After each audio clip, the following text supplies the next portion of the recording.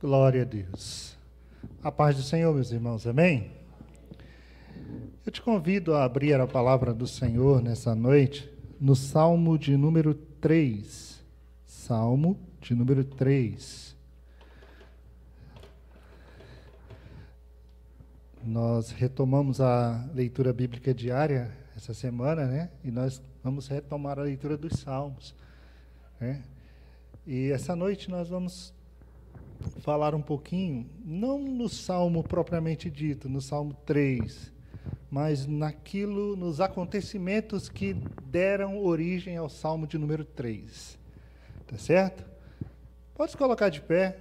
Eu vi que alguns irmãos se levantaram em reverência à palavra do Senhor. Salmo de número 3.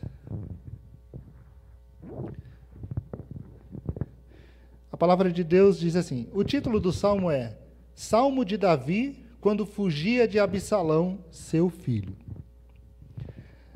Senhor, como tem crescido o número dos meus adversários. São numerosos os que se levantam contra mim. São muitos os que dizem de mim, não há em Deus salvação para ele. Porém tu, Senhor, és o meu escudo protetor, és a minha glória e o que exalta a minha cabeça. Com a minha voz clamo ao Senhor, e ele do seu santo monte me responde. Eu me deito e pego no sono, acordo, porque o Senhor me sustenta. Não tenho medo dos milhares que tomam posição contra mim, de todos os lados. Levanta-te, Senhor, salva-me, Deus meu, pois desferes um golpe no queixo de todos os meus inimigos e quebras os dentes dos ímpios. Do Senhor é a salvação. A tua bênção esteja sobre o teu povo. Amém. Senhor, eis aqui a tua palavra, que o Senhor nos ilumine e nos dê a orientação correta, a interpretação correta e a aplicação correta da tua palavra. É o que eu te peço em nome de Jesus. Amém. Podeis assentar, meus amados.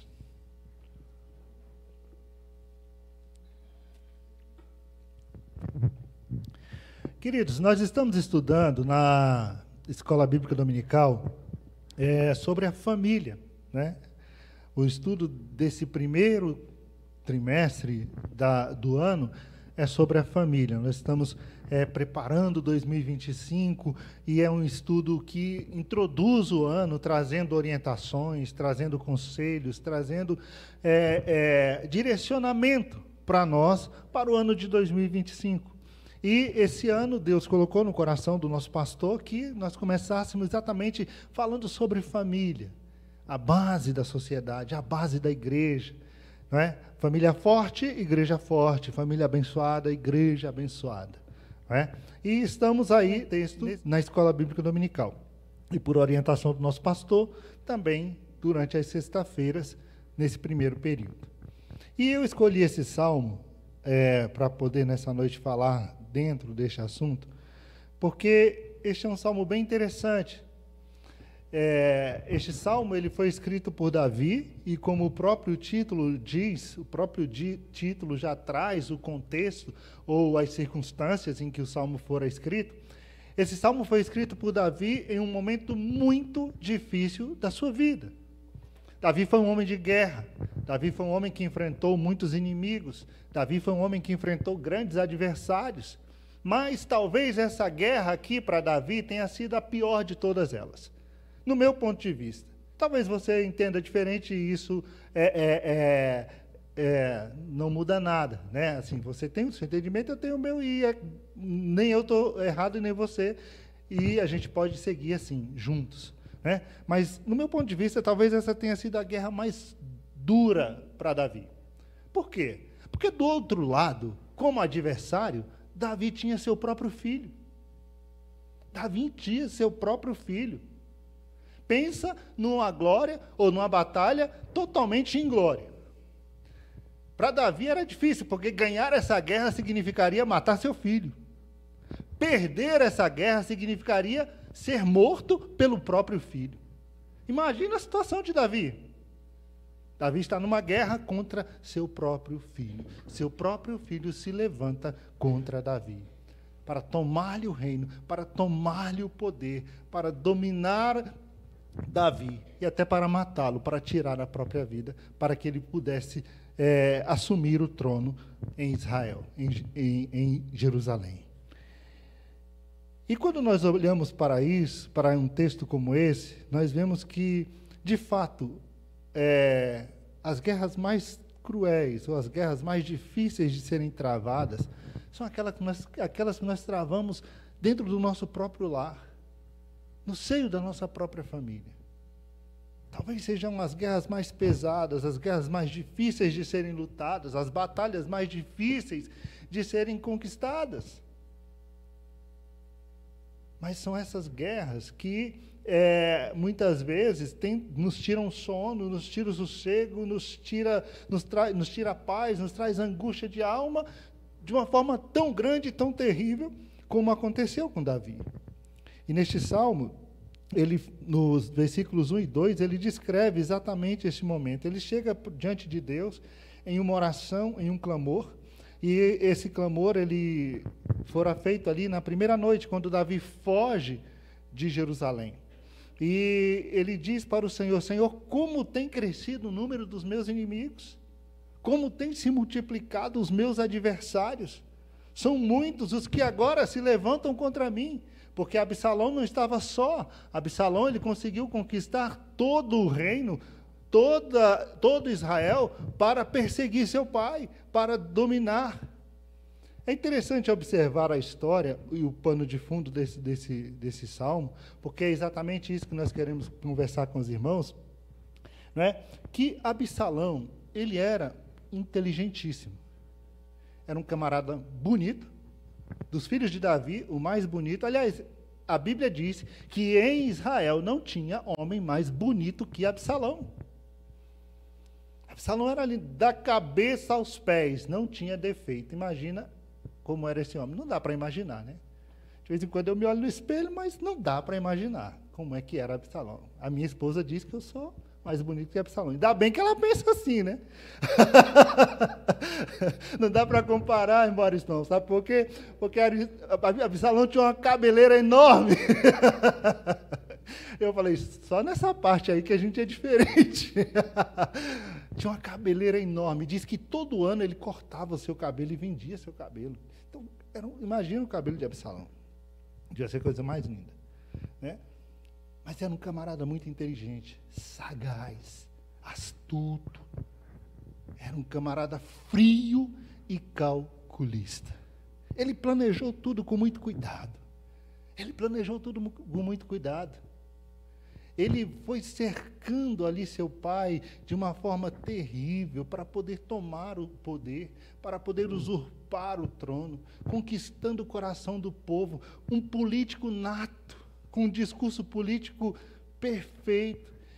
Ele se colocava na porta da cidade, onde as pessoas vinham de todos os lugares, de todas as tribos de Israel, para poder trazer suas causas, seus problemas, para que o rei pudesse julgar. E antes que as pessoas chegassem no rei, elas encontravam quem na porta? Absalão, o bonitão, né? Estava lá com sua carruagem, seu exército particular, porque ele preparou para ele um exército particular, estava lá à porta da cidade, né? Totalmente carismático. E quando a pessoa vinha, aí ele colocava esse carisma todo em pastora Vera, né? Ele olhava para a pessoa e dizia: de onde você vem?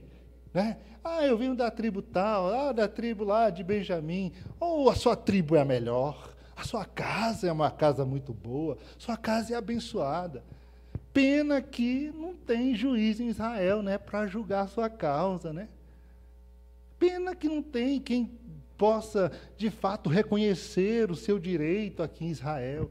Ele vai conquistando o coração das pessoas, lançando no coração das pessoas essa semente maligna de que o rei não estava sendo suficiente para atender o que eles queriam. E ele dizia ainda: olha, eu? Se eu fosse juiz em Israel, na verdade ele está dizendo: se eu fosse rei em Israel, né? Aí vocês iam ver. Aí a pessoa vinha, né? Ele é o príncipe, né? Para se ajoelhar diante dele. Sabe o que ele fazia? Quando alguém ia se ajoelhar, pegava pela mão e: não, para com isso. Não se ajoelhe, vinha cá, me dê um abraço, e abraçava, e beijava. Está lá em 2 Samuel, capítulo 15, tá? Essa história que eu estou narrando. 2 Samuel, capítulo 15. Ele fazia desse jeito, completamente carismático. Sabe quanto tempo ele ficou nessa ladainha? 4 anos. 4 anos. Quando ele viu que ele já tinha conquistado o coração do povo, ele falou, é hora do golpe. Agora é hora do golpe. Chegou para o seu pai e disse, estou indo a Hebrom, vou oferecer sacrifício lá em Hebrom, porque eu prometi para Deus que se eu voltasse para Jerusalém, nós vamos ver daqui a pouco por que ele saiu de Jerusalém, né?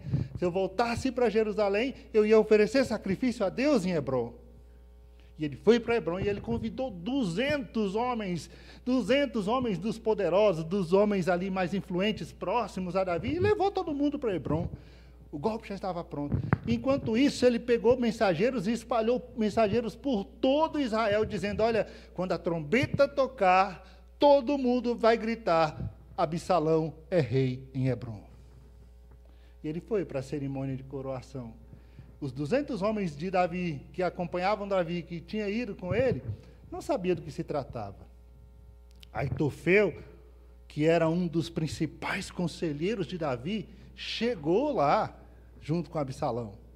E a presença de Aitofel fortalecia Absalão, dava credibilidade. Se as pessoas olharem e falar, poxa, Aitofel, que é um homem experiente, um dos anciãos mais importantes, é o conselheiro do rei, está do lado de Absalão, então é porque Absalão é que tem que ser o rei agora. E se deu exatamente do jeito que ele falou. Tocaram as trombetas e anunciaram um novo rei em Israel. E agora ele marcha para Jerusalém. Alguém correu e contou para Davi, olha, Absalão se tornou rei em Israel. E uma multidão está do lado dele. Uma multidão. Estão vindo para Jerusalém. Davi, então, reúne sua casa e diz, vamos embora todo mundo, vamos fugir, porque se ele chegar aqui, a batalha vai ser sangrenta. A batalha vai ser sangrenta. Eu não quero enfrentar essa guerra. Eu não quero lutar essa batalha. Vamos fugir. E o rei junta as pessoas da sua casa, junto ali o seu exército particular, sua guarda real, e vai fugindo às pressas da cidade para não enfrentar seu filho, para não passar por aquela situação. Pega a sua família e começa e sai fugindo da cidade. E a história é triste, porque Davi está fugindo da cidade, ele que é o rei, com medo do seu filho que estava vindo em sua direção para matá-lo e para tomar a cidade, tomar o trono, tomar o poder. E agora ele está saindo correndo, e a Bíblia diz que ele sai chorando, pés descalços e cabeça coberta. Sinal de humilhação, de tristeza, de angústia. Atravessa o Jordão, ali pelo vale de Sidrom, pega ali por perto do Monte das Oliveiras e segue para o deserto. Davi foge de seu filho. O maior problema de Davi agora está na sua casa. E todos os que iam com Davi choravam e gritavam, choravam em voz alta, por tamanha humilhação que o rei estava passando, tendo que fugir para não ser morto, para não enfrentar uma batalha contra o seu próprio filho. Todos que estavam com Davi estavam descalços, estavam com a cabeça coberta e todos choravam. O momento era de tristeza, era de angústia, era de medo, não sabendo o que seria agora de Israel e de Jerusalém. O rei estava deixando tudo para trás. O problema está dentro da sua casa. O inimigo agora é seu próprio filho. O que fazer numa situação dessa? Mas o que eu quero destacar nessa noite, não é nem o que Davi poderia fazer, né? Mas é o que Davi deixou de fazer. Davi poderia ter evitado essa situação. Davi poderia ter evitado que a sua casa chegasse a esse nível. Essa é uma pergunta que talvez no final a gente consiga pensar um pouquinho sobre ela. Mas fique com ela guardada aí. A gente sabe que Davi no capítulo de número 12, lá de 2 Samuel, e você pode até abrir sua Bíblia em 2 Samuel e acompanhar, no capítulo de número 12, nós temos aquela situação, capítulo 11 e 12, que Davi, ele peca contra Deus. Tem a situação do adultério de Davi com Betseba, a mulher de Urias.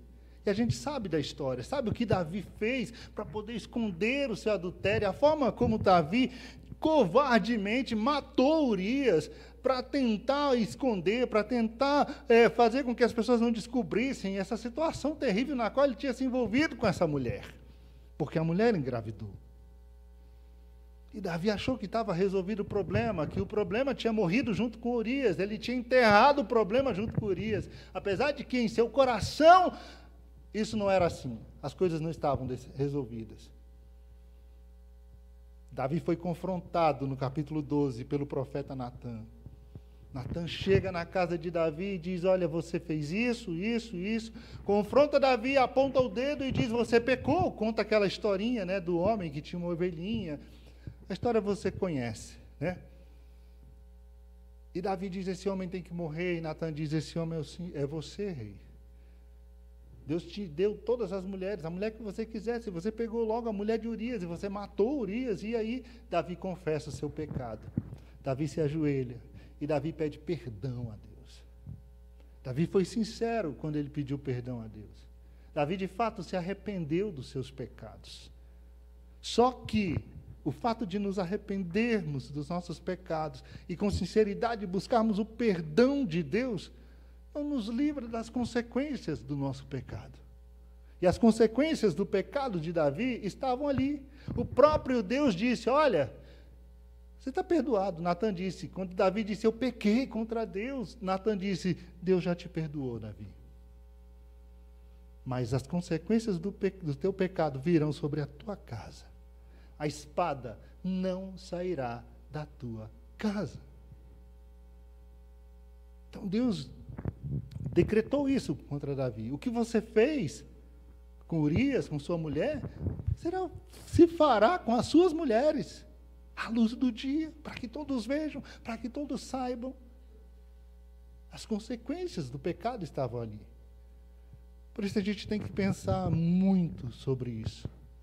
Porque às vezes a gente vive uma vida pecando, pede perdão, e a gente acha que não vai dar nada. Não vai dar nada. Mas o pecado, ele tem consequências terríveis. E às vezes as consequências não vêm só sobre aquele que pecou, mas sobre aqueles que estão perto deles. No caso, a família, a casa, a esposa, os filhos. As consequências vêm para todos. É algo terrível o pecado. E com Davi não foi diferente. E já no capítulo de número 13 de 2 Samuel, a gente já começa a ver isso acontecer na casa de Davi. E olha que no capítulo 13 a gente tem um episódio terrível, que envolve 3 filhos de Davi. A irmã de Absalão, Tamar, o filho mais velho de Davi, Aminon, e o próprio Absalão. No capítulo 13, esses 3 filhos de Davi são personagens chaves ali. Porque Aminon se apaixonou por Tamar, sua irmã, e Aminon achava que estava amando a sua irmã, que era amor que ele tinha no coração, quando na verdade ele estava tomado por uma paixão lasciva, uma paixão doentia pela sua irmã. E ele adoece, e ele fica ali apaixonado, vai se definhando nessa paixão, né? De repente, chega na casa de Aminon, né, o seu primo, um amigo dele, Jonadab. Jonadab era filho de Simei, o irmão de Davi. Ele era então primo de Aminon. E ele chega na casa de Aminon e diz, o que está acontecendo contigo? Você é o filho do rei e está aí definhando, sem comer nada. O que está acontecendo contigo? Aminon, então, começa a abrir seu coração para Abinadab. E Abinadab era um sujeito sagaz. A Bíblia diz que ele era sagaz. Um camarada descolado, sem compromisso com Deus. Um ímpio. E Aminon abre o seu coração com Abinadab. E aqui eu começo a entender por que as coisas desandavam na casa de Davi. Talvez na casa de Davi faltava diálogo. Talvez na casa de Davi faltava essa interação entre ele e seus filhos. Davi foi um rei excelente, foi um governante excelente, foi um grande conquistador para Israel, mas deixou o seu lar de lado, deixou seus filhos de lado. Não teve o mesmo zelo e o mesmo cuidado com os seus filhos, com sua casa, com o seu relacionamento com seus filhos. Tanto é que seu filho está numa situação difícil, seu filho mais velho, e ele não procura o pai para conversar. Davi não fazia ideia do que podia estar acontecendo com Aminon. E Aminon, ele não procura seu pai para conversar, mas ele procura alguém que lhe é próximo. E esse alguém que lhe é próximo é um ímpio. É alguém que não tem bons conselhos, porque um amigo que facilita o pecado na sua vida não é seu amigo. Qualquer pessoa que facilite o pecado na sua vida não é seu amigo. E Abinadab foi aquele que facilitou o pecado na vida de Aminon. Ele deu a ideia para Aminon, faz o seguinte, você está aí apaixonado, você não tem acesso a ela porque ela é uma princesa, ela fica num lugar reservado que é próprio para as princesas do rei, né? E ali nem mesmo os parentes conseguem entrar, porque elas ficam ali guardadas, protegidas, né? Você não pode casar com ela, porque a Bíblia, a palavra de Deus, a lei proíbe esse tipo de casamento. Mas faz o seguinte, finge que está doente, seu pai vai vir te visitar, você diz para o seu pai, estou muito mal, quero que minha irmã Tamar venha aqui e faça uma refeição para mim. E a história os irmãos já sabem. Davi caiu na conversa de Aminon, sua irmã Tamar foi lá visitá-lo e Aminon estuprou Tamar. Ele estuprou Tamar. Ele se deitou com ela à força. Por mais que ela dissesse, não faça isso, não cometa tal loucura. Se você conversar com meu pai, quem sabe ele não me dá como esposa para você, mas não faça isso. E ele fez. E quando ele fez, e quando tudo termina, ele descobre que ele não tinha amor nenhum por ela. Que era só uma lascívia, que era só uma paixão doentia. E todo aquele amor que ele achava ter, se transformou em ódio. E ele olha e descarta Tamar como se fosse um lixo. Joga fora. Põe essa mulher para fora. Eu não quero. E ela sai de lá, chorando, humilhada, rasgou suas vestes. Ela tinha toda uma veste de princesa, estava vestida como uma princesa, uma virgem. E ela rasga as suas vestes, ela joga terra sobre a cabeça, joga cinza sobre a cabeça. E ela não volta para a sua residência, lá para onde ficavam as filhas do rei, ou as virgens de Israel. Ela vai para a casa do seu irmão, Absalão. E quando ela chega lá, é interessante, Absalão já sabia de onde ela vinha, como se os filhos de Davi já soubessem que ela estava na casa de Aminon. Ele diz, teu irmão Aminon esteve com você? E ele já entendeu tudo o que tinha acontecido, porque ela estava desolada, chorando, desesperada. Ele abraça a sua irmã e ele diz, deixa como está. Deixa como está. E ele não fala nada. O silêncio de Absalão aqui é algo que grita muito alto. Diz da sua ira, diz do seu ódio, diz do ódio que tomou o coração de Absalão.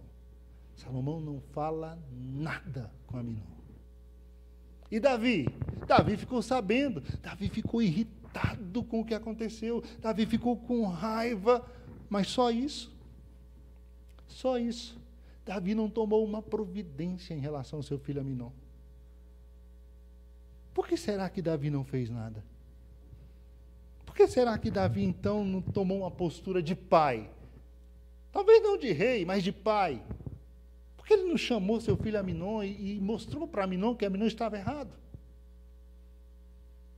Davi perdeu uma chance de chamar seu filho e conversar com ele e dizer para ele que ele tinha sido, o que ele tinha feito. Davi perdeu a chance de discipliná-lo como pai. Mas Davi foi negligente, Davi foi omisso, e aqui começam os erros de Davi. Davi ficou indignado, mas só isso. Davi ficou com raiva, mas só isso. Talvez ele olhasse para Amnon como seu filho preferido, né? Era o filho mais velho, era o herdeiro do trono. E esse problema de filhos preferidos dá problema demais. Lembra da casa de Jacó? Um preferia um, o outro preferia outro. O que aconteceu lá? E Davi, ele está vendo as coisas se desandando dentro da sua casa. E ele não toma providência, ele não chama seu filho, ele não confronta seu filho, ele não aponta e diz: o que você está fazendo é errado, você não pode se comportar desse jeito. Você é o futuro rei de Israel. Mas Davi, ele deixa as coisas fluir. É isso que a gente tem que ter cuidado, irmãos. Porque nós estamos vivendo, ultimamente, um momento muito difícil. Nós estamos vivendo um momento em que pais não têm tempo de ficar com filhos. Eu até entendo, trabalho, as coisas estão difíceis, nós estamos vivendo uma situação difícil, principalmente no Brasil. E, às vezes, esse aperto leva pai e mãe para o trabalho, para o mercado de trabalho. E os filhos? Os filhos ficam distantes, às vezes com os avós, às vezes na creche, às vezes na escola, às vezes com algum parente ou com a babá em casa, né? E às vezes, para compensar essa ausência, a gente acaba sendo conivente com muita coisa. A gente acaba aceitando muita coisa. A gente perde a chance de, às vezes, chamar a atenção, de brigar. Eu fico tanto tempo longe dele, e quando eu ficar perto eu vou brigar. Eu fico tanto tempo longe dela, e quando eu estou perto eu vou brigar, eu vou chamar a atenção. E a gente, às vezes, perde a oportunidade de olhar e dizer: você está errado. Não é assim. Não é esse caminho. Você é crente, você não pode ter essa atitude, você não pode ter esse comportamento, porque você serve a Deus. E Davi perdeu essa chance. Davi foi negligente, foi omisso, talvez por isso. Tem um texto, lá em 1 Reis, 1 Reis capítulo 1, versículo de número 6. Ali trata de um outro filho de Davi, Adonias. E Adonias era também outro filho mimado de Davi. Outro filho mimado, cheio de vontade. Bateu o pé e disse: quero ser rei, o trono é meu, e acabou. Esperneou, se engrandeceu e disse: o trono é meu. Sabe o que diz o versículo 6 de 1 Reis capítulo 1? Diz que Davi nunca contrariou seu filho Adonias. Davi nunca o repreendeu. Davi nunca chamou a atenção do garoto. Não porque ele fosse bom, porque Davi era aquele pai protetor. Davi era aquele pai protetor. E às vezes nós nos esquecemos, irmãos, que é importante a disciplina. A disciplina ela é importante. A disciplina é a maior prova de amor. É uma prova de amor. Talvez não a maior, mas é uma prova de amor.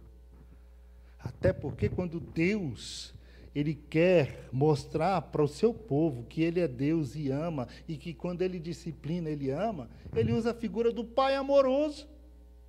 Quando você lê Hebreus, lá no capítulo 12, ele diz assim: olha, o pai corrige o filho a quem ele ama. Assim também é Deus.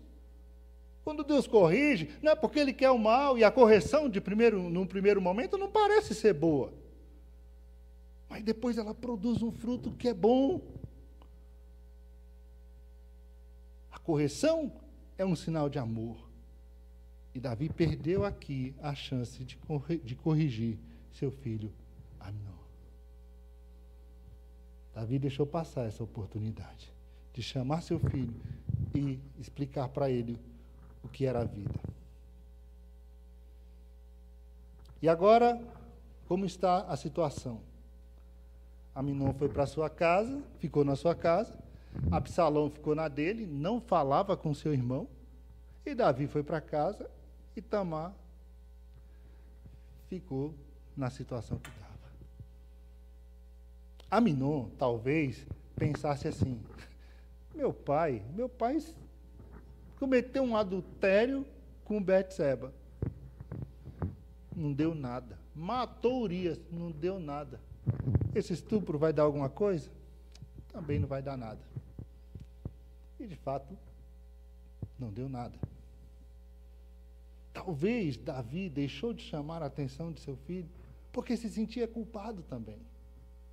Talvez Davi, quando viu a situação, ele moralmente se sentiu desautorizado para chamar a atenção. Ele falou, como é que eu posso chamar a atenção do meu filho que cometeu tal coisa, sendo que eu mesmo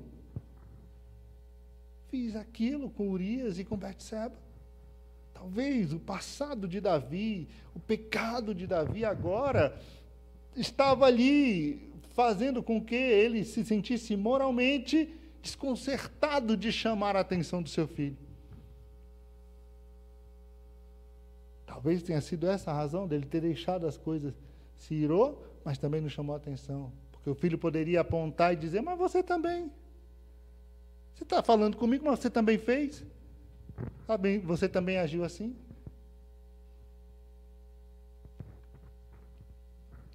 Outro dia eu ouvi um pastor, e eu achei interessante ele dizer.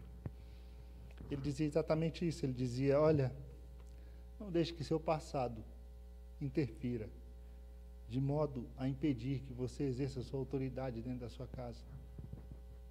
Porque às vezes você foi alguém que bebeu muito, que fumou muito, você foi alguém que teve uma vida muito ruim, mas agora você se converteu, você veio para Deus. E quando o diabo se levantar e quiser jogar isso na sua cara, você vai ter que dizer, olha, eu fui, mas eu não sou mais. Eu fui, mas eu me arrependi, eu me converti. O sangue de Jesus Cristo me purifica de todo o pecado. Aí você pode olhar e dizer, sim, eu fui isso que você falou, sim, eu fiz isso que você falou, mas eu me arrependo disso. E eu não quero que você sofra o que eu sofro por causa disso. Mas Davi deixou passar. Davi deixou passar. E agora ele tem 2 filhos vivendo separados, sem falar um com o outro, e Davi ainda continua sem fazer nada. Você tem 2 filhos que não se falam, que nem olham, e você não faz nada. Davi continua negligente. Davi continua omisso, com um problema dentro da sua casa. Todo mundo sabia que o coração de Absalão estava tomado de ódio. Mas Davi não fez nada. Davi não conversava com seus filhos. Era o momento dele chamar um, chamar outro, conversar, trazer para perto, dialogar, resolver a situação. Porque às vezes, irmãos, por falta de conversa, nós perdemos as coisas, as oportunidades dentro de casa, nós deixamos a coisa aí, e quando não conversamos, não falamos, deixamos passar, e quando acordamos, a porta já está trancada, a porta do quarto já está trancada, o filho já está lá dentro, já não quer que você entre mais, já não quer, dizendo que meu quarto é minha privacidade, eu não quero que você entre. A gente acorda e a depressão já tomou conta. A gente acorda e já está usando drogas.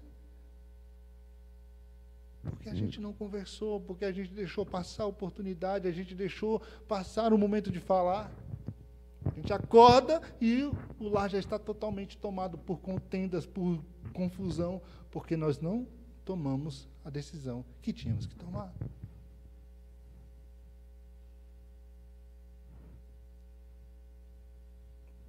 E com Davi foi assim. E Absalão, ele é um camarada, como eu disse antes, frio e calculista. É um camarada tranquilo, mas de uma sagacidade terrível. Inteligente. Ele deixou passar.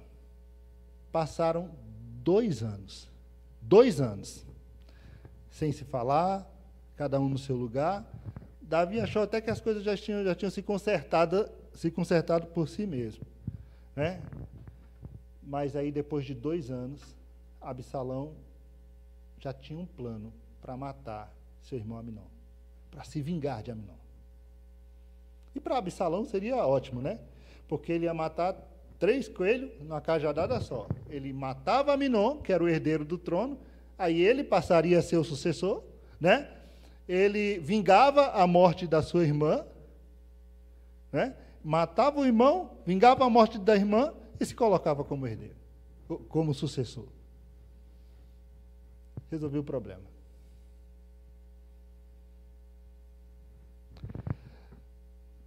Dois anos se passaram. O que fez Absalão? Absalão, ele chama seus irmãos para sua casa.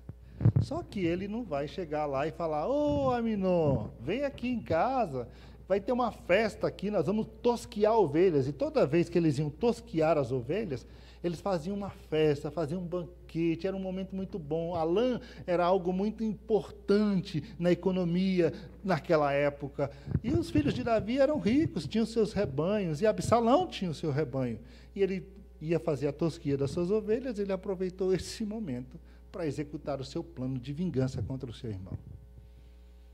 Absalão, para evitar que seu pai desconfiasse de alguma coisa, ele chega e primeiro convida seu pai. Chega: pai, rei, vai ter uma festa lá em casa, nós vamos tosquear as ovelhas, é a tosquia das ovelhas, e eu quero que o senhor esteja lá, eu quero que o senhor vá. Eu quero que o senhor esteja presente. Davi olha para ele e diz: não, meu filho, vai ser muito dispendioso para você, vai ser muita gente. O rei vai com uma comitiva grande, vai aquele tanto de gente, e a casa vai ficar cheia, vai custar muito caro, vai ser muito dispendioso. Não, eu não vou dessa vez, não. Vai ficar muito pesado. Mas Deus te abençoe. E abençoou. A resposta que Absalão queria, ele já tem. Aí ele diz: então, pede para Aminon aí. Ele é o príncipe herdeiro, representa o rei quando o rei não pode estar. Então, pede para Aminon. Aí Davi já deu aquela: opa, como assim? Aminon? Você quer que Aminon vá? Aí ele: pai, não. Aí já viu que Davi acendeu uma luz amarela, ele: não, vamos todo mundo, leva os irmãos todos. Aí Davi: tá bom. Com os irmãos todos lá, ele não vai fazer nada, né? Tá bom, vão todos os irmãos. Aí foi todo mundo para a casa de Absalão, para a festa da tosquia das ovelhas. E Absalão já tinha combinado com seus homens, os homens da sua casa lá, os seus servos. Ele ia encher Aminon de vinho. E quando Aminon estivesse trêbado, ele ia gritar para os seus homens: mate Aminon. E nesse momento, eles matariam Aminon. O plano estava lá, feito.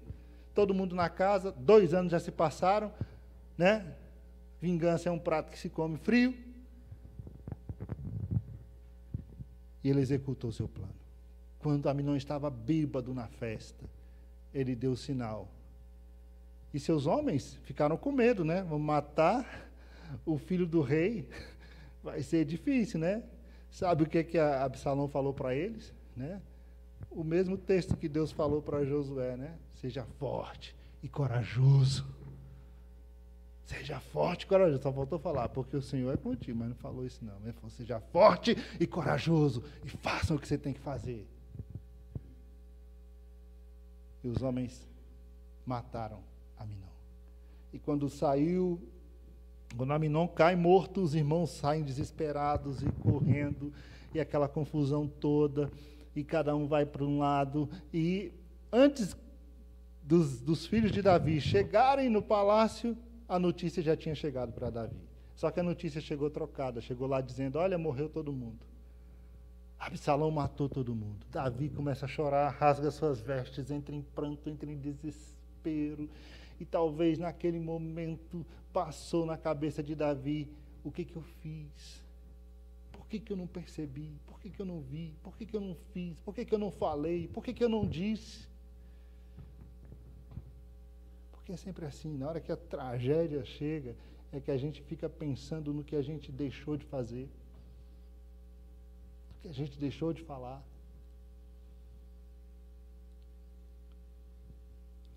Aí chega Abinadab, né? E diz, não, rei, não é tão ruim assim. É menos ruim, não morreu todo mundo. Só morreu Aminon.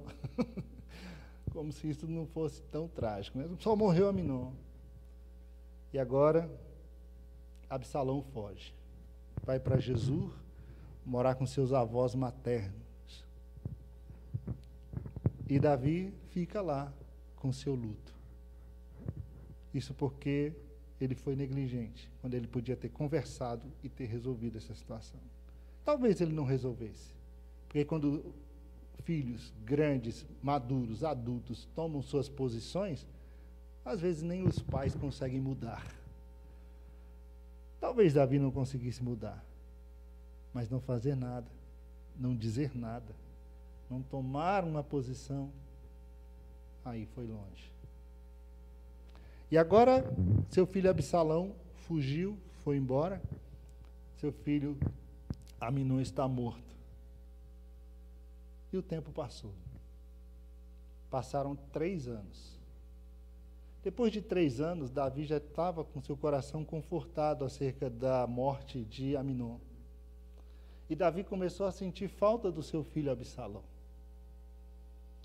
Joabe, seu general, percebeu que ele tinha sentido falta do seu filho Absalão, né?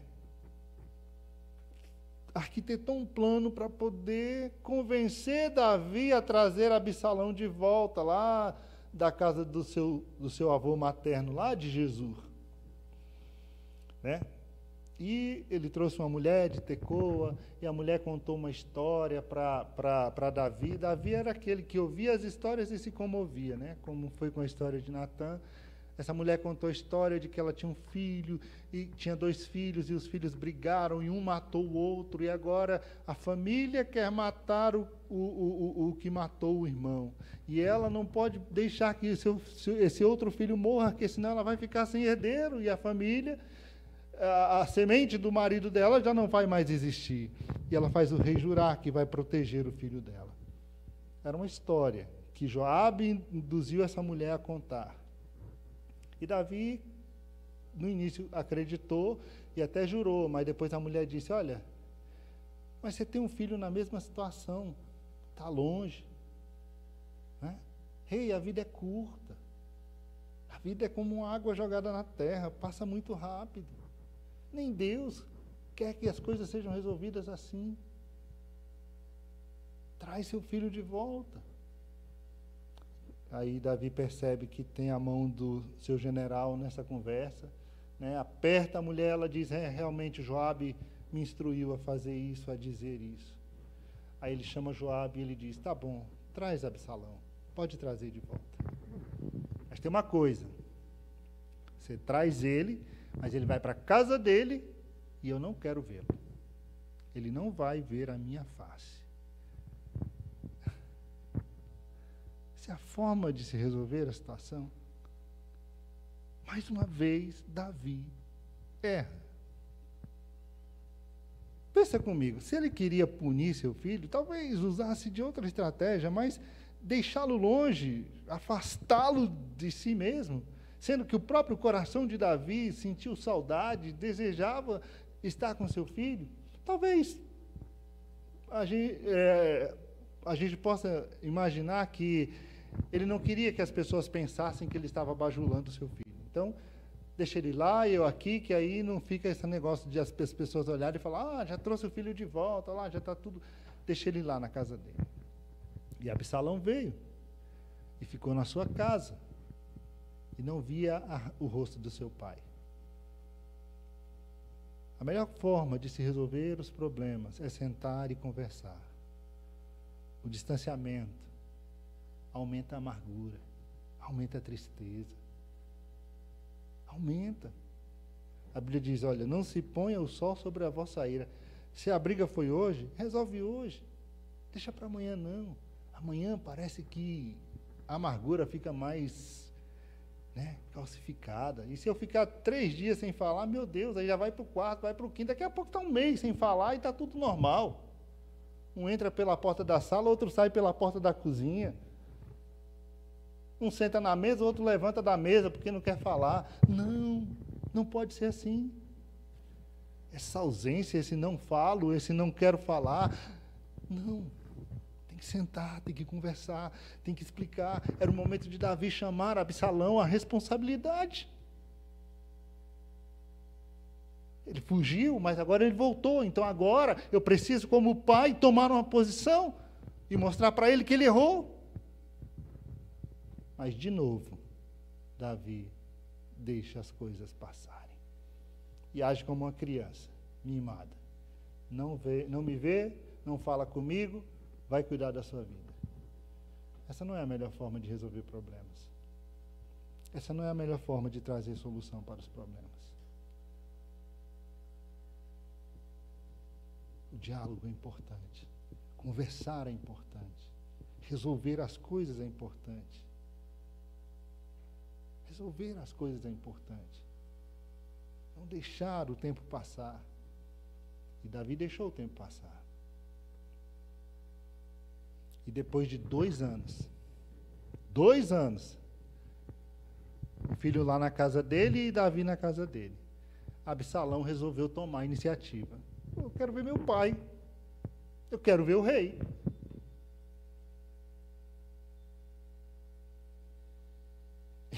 E, na verdade, ele nem chamou de pai, né? Ele chamou de rei. E ele chama Joabe. Joabe já sabia que o rei estava com o coração assim, nem foi, né? Aí Absalão, muito esperto, falou assim, olha, eu estou chamando Joabe para vir aqui, para resolver essa situação, e Joabe não vem. É o seguinte, esse campo que tem aqui do lado, com essa plantação aqui, é de Joabe? Aí, é de Joabe. Põe fogo nele. Aí tocou fogo no campo. Joabe apareceu. Aí falou, tu tocou fogo na minha plantação? Claro, eu te chamei, você não vem, agora eu toquei fogo para ver se você vem. Estava desesperado, ele queria se encontrar com o rei. Aí ele falou, olha, me trouxeram lá de Jesus, você foi lá me buscar, me trouxe para cá, meu pai me trouxe para cá, para quê? Se eu não posso ver o rosto dele? Antes tivesse me deixado morrer lá mesmo, para que me trouxe então?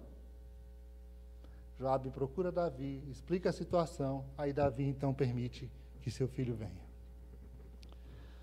E quando Davi encontra Absalão, Absalão se curva diante do rei, né, com toda aquela cerimônia. Ele não se apresenta como um filho, ele se apresenta como um súdito, né, se curva diante do rei. Davi vai lá, levanta seu filho, abraça e beija seu filho. Só que a essa altura as coisas já não estavam mais como era antes. A essa altura o coração de Absalão já estava distante. A essa altura o coração já tinha se afastado. Tudo que se tinha no coração de Absalão era um sentimento de vingança, de rebeldia, de querer tomar o lugar do pai, de querer assumir o trono. Absalão já não se importava mais com Davi, com o que Davi sentia, com o que Davi pensava. Davi não tinha importância de pai para Absalão, porque Davi sempre foi ausente, sempre esteve ausente, mesmo estando perto. Foi ausente mesmo estando perto. E agora, tudo que Absalão queria era o trono, era o poder. E se aproximar do pai talvez fosse uma das estratégias dele para assumir o trono. Reaproximar-se do pai. E aí ele começa a pôr em prática o seu plano maligno de tomar o trono, de assumir o poder. E aqui a gente vê outro problema de Davi, e aqui a gente encerra. É que Davi, ele sabe que Absalão está lá na porta da cidade, abraçando o povo, beijando o povo, dizendo para o povo que o povo não tem juiz em Israel, que se ele fosse juiz ele ia resolver. Todo mundo sabia. Absalão não fazia isso escondido. Ele fazia isso na vista de todo mundo. Ele ficava na porta da cidade. Todo mundo sabia que Absalão estava na porta da cidade todo dia, enfrentando as pessoas, abraçando as pessoas, mostrando seu carisma, mostrando sua simpatia, sua beleza e dizendo, se eu fosse juiz, se fosse eu, ia tratar a sua causa. Por que Davi não tomou uma posição em relação a Absalão? Ele deixa a coisa fluir, ele deixa os filhos irem. Talvez ele tratasse Absalão da mesma forma como ele tratava o outro filho, Adonias. Não repreendia, não chamava a atenção, não mostrava que estava errado. E aí a consequência veio. Absalão executa seu plano e marcha para Jerusalém com um exército para matar seu pai e tomar o trono. Aí Davi tem que fugir, aí Davi tem que correr. Poderia ter sido diferente? Poderia ter sido diferente? Talvez sim. Talvez conversando, poderia ter sido diferente. Mas não houve diálogo, não houve conversa. O exemplo de Davi não era o melhor. A estratégia de Absalão para matar seu irmão foi muito parecida com a estratégia de Davi para matar Urias. Aprendeu com o próprio pai. Mas com a história de Davi, nós aprendemos que a melhor coisa é conversar, é apontar o erro, é trazer a disciplina, é exercer o nosso papel de pai, de mãe, dentro da casa, dentro do nosso lar. Porque Deus nos colocou ali assim. Deus te colocou como sacerdote do seu lar, como cabeça da sua casa. Deus te colocou como a adjuntora, aquela que junto com o seu marido ajuda a cuidar dos filhos, edificando a casa.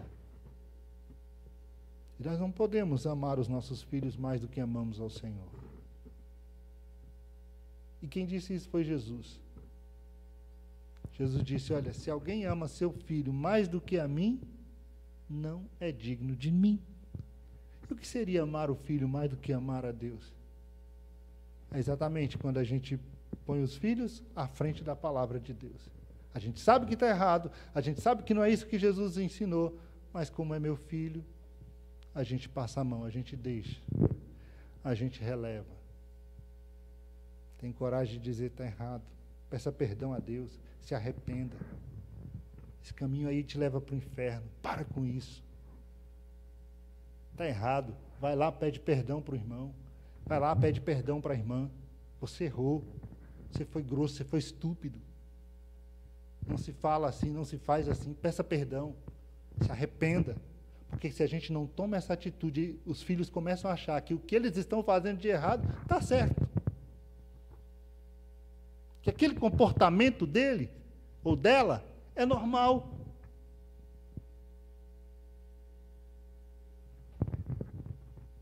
E a gente está criando ali alguém que não vai obedecer a Deus nem a sua palavra. Então, irmãos, essa foi a história, porque o Salmo de número 3 mostra um Davi de coração angustiado, um Davi de coração apertado, buscando a ajuda de Deus, buscando socorro em Deus, porque a sua família está destruída. Seu filho quer matá-lo, quer tomar o trono, e ele fugiu com os outros, com o que sobrou da sua casa. Está agora no meio do deserto, dormindo ao relento, com seus soldados. E a multidão apontando e dizendo, olha, isso aí está acontecendo com você, pelo que você fez. Deus não vai te salvar, não. Mas Davi clama pelo Senhor. Davi confia no Senhor. Mas eu vim nessa noite para te dizer que Deus, Ele é poderoso para mudar toda e qualquer situação. Não importa. Não importa como esteja seu lar, sua casa, sua família, Deus restaura, Deus muda, Deus traz salvação, libertação, transformação. Não existem palavras perdidas na Bíblia, palavras, como eu posso dizer, que não têm valor, ou palavras que estão escritas por acaso. A Bíblia, ela é um livro que não esconde o fracasso dos seus heróis. Ela revela com um propósito de nos ensinar. Tudo que está aqui tem um propósito de nos ensinar. os acertos. É bom, né, quando a gente prega sobre a bênção, sobre o que foi abençoado, sobre o Davi, que é um homem segundo o coração de Deus, sobre o Davi que matou Golias, sobre o Davi que conquistou Jebus e construiu Jerusalém, sobre o Davi que venceu Saul, sobre o Davi. É bom a gente falar desse Davi, porque de fato Davi é este herói, esse homem de Deus, esse homem segundo o coração de Deus. Mas quando a gente olha o outro lado, olha para dentro da casa de Davi, a gente também tem muito que aprender dentro da casa de Davi. Tem que aprender o que não fazer, como não agir, o que não ser. Porque Davi, ele sofreu muito. E nós vamos ver muitos salmos de Davi que são assim, lamentações, choro, buscando em Deus socorro. Está aí uma virtude em Davi. Está difícil? Vai para os pés do Senhor. Está difícil? Busca o Senhor. Está difícil? Confia no Senhor. Confia no Senhor. Nosso lar é do Senhor, nossa casa pertence ao Senhor. Nossos filhos pertencem a Deus. Que o Senhor nos dê sabedoria e graça para poder conduzi-los em sua palavra. Amém? Curve a sua cabeça, mesmo assentados, vamos orar. Senhor, nós te louvamos pela tua palavra nessa noite. Te louvamos, Senhor, porque a tua palavra é a verdade e o Senhor fala conosco, mesmo quando, ó Deus, os exemplos não são os melhores. Mesmo quando os exemplos não são aqueles que a gente queria ouvir. Ó Deus amado, mas se eu me identifico com alguma dessa situação, ou se algum dos meus irmãos que estão acompanhando pela live, ou que está aqui presente, se identifica com alguma dessas situações, nos ajude, Senhor. Nos ajude a criar nossos filhos na demonstração do Senhor. Nos ajude, Senhor, porque nossos filhos são bênçãos. São bênçãos que o Senhor nos deu. É a herança do Senhor, é o nosso galardão. Foi o Senhor quem nos deu, são flechas em nossas mãos. Ajude-nos, Deus, a apontar o erro, Senhor. Mesmo que não possamos mudar o coração deles, mesmo que já não tenhamos mais esse acesso de poder mudar o comportamento deles, mas sermos capazes de chamar a atenção deles para a Tua palavra, de enxergar e dizer, olha, não é este o caminho, não é essa forma, não é isso que Deus tem para você. Mesmo que a escolha deles sejam outras, mas que como pais possamos tomar a direção. Não sejamos omissos. Nos dê graça, nos dê sabedoria, nos dê direção, nos dê discernimento, Senhor. Nada está perdido, Senhor. Por mais que tenha fugido de nossas mãos, ainda está nas Tuas mãos, porque Tu és Deus que controla e que governa todas as coisas.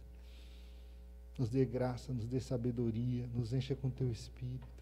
Nosso lar é Teu, nossa casa é Tua, nossos filhos são Teus, tudo pertence a Ti, tudo é Teu, Senhor. E nós Te pedimos a Tua bênção sobre a nossa casa, sobre o nosso lar.